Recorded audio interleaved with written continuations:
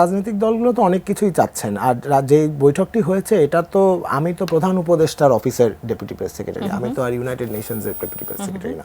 So ওই মিটিংয়ে কি হয়েছে সেটা রাজনৈতিক দল এবং ইউনাইটেড নেশনসের যতটুকু আপনার কাছে তথ্য আছে, আমার কাছে যতটুকু তথ্য আছে সেটা আপনাদের গণমাধ্যমের মাধ্যমেই সেই তথ্য আছে, এবং আমি যা জেনেছি রাজনৈতিক দলগুলো তো যথেষ্ট তাদের ব্যক্তিগত মতামত দিয়েছে, এবং প্রত্যেক দলেরই এক এক ধরনের মতামত আছে এবং তারা তা প্রকাশ করেছে, এবং সেক্রেটারি জেনারেলও কিন্তু তাদের সাথে সেই আলাপেই যুক্ত হয়েছে।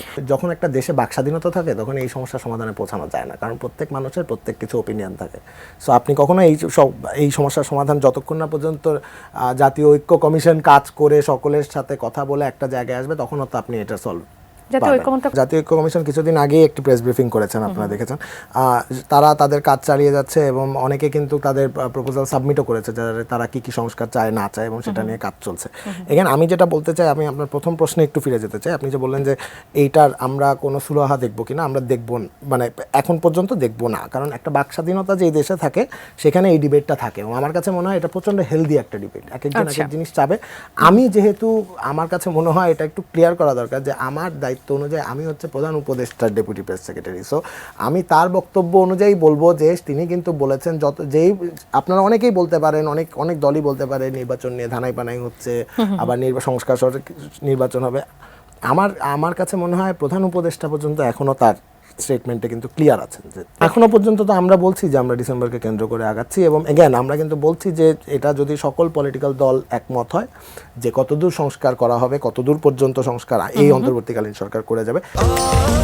স্বাস্থ্যকর অল টাইম ফ্যামিলি কেক, সব সময় অল টাইম হেলদি লাইফ, সেই অনুযায়ী হবে, এবং কিন্তু সেটা ডিসেম্বর অথবা তার পরের বছরের ফার্স্ট কোয়ার্টারে বেশি যাবে না, এটা এখনো পর্যন্ত প্রধান উপদেষ্টা বলে যাচ্ছেন, এবং আমিও তার কথাটাই বারবার অ্যাম্প্লিফাই করার চেষ্টা করছি যে এটাই আমাদের স্ট্যান্ড এখনো পর্যন্ত।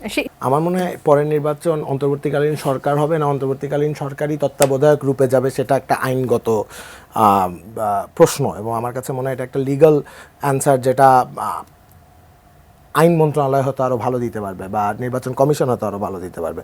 বাট আমার কাছে মনে হয় যে সেটা আমরা সামনে দেখব, কিন্তু তত্ত্বাবধায়ক সরকার বা অন্তর্বর্তীকালীন সরকারের আন্ডারে নির্বাচন হবে কি হবে না, সেটা তো লাস্ট 15 বছর পুরো বাংলাদেশ চিৎকার করেছে যে তত্ত্বাবধায়ক অথবা একটা নন পলিটিক্যাল বা যার কোনো বায়াসনেস নাই, যে বা নন পার্টিজান একজন মানুষের আন্ডারেই এই নির্বাচন হওয়া উচিত। তো এটা নিয়ে তো কোনো দ্বিমত নাই। এখন কথা হচ্ছে লিগালি এটা কি অন্তর্বর্তীকালীন সরকারের আন্ডারে হবে, না অন্তর্বর্তীকালীন সরকার একটা পর্যায়ে গিয়ে তত্ত্বাবধায়ক সরকার হিসাবে রূপ নিবে, নাকি এটা ভবিষ্যৎ বলতে পারবে, এবং সেটা একটা আমার কাছে মনে হয় একটা লিগাল ফ্রেমওয়ার্কের মধ্যে থাকবে। উনি বলছিলেন বিশ্বাসের কথা, যে জনগণের বিশ্বাস তত্ত্বাবধায়ক সরকারের অধীনে হলে সেই নির্বাচন সুষ্ঠু হবে, নিরপেক্ষ হবে। এখনো পর্যন্ত কিন্তু তত্ত্বাবধায়ক সরকারের আন্ডারেই যেসব আপনার নির্বাচন হয়েছে সেগুলোই অন্যগুলোর চেয়ে বিশ্বাসযোগ্য হয়েছে বলে আমার ধারণা, ইতিহাস পড়লে তাই বোঝা যায় আর কি।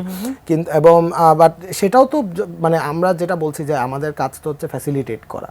সো এই কথাটাও এটা বিশ্বাসযোগ্য হবে কি হবে না, আমি তো আমার পার্সোনাল মতামত এখানে দিতে আসিনি, আমি সেটা দিতেও পারবো না এখন যে পদে আছে জানার জন্য তার জন্য। কিন্তু কথা হচ্ছে যে এটাও বাংলাদেশের জনগণ ঠিক করুক যে কিসের কার এবং কিসের আন্ডারে নির্বাচন হবে, কিন্তু এখনো পর্যন্ত তো ল অনুযায়ী তত্ত্বাবধায়ক সরকারের আমলে আন্ডারেই নির্বাচন হওয়ার কথা, এবং সেটার লিগ্যাল ফ্রেমওয়ার্ক এখন সামনে কি হবে সেটা আমরা ভবিষ্যতে দেখতে পারবো।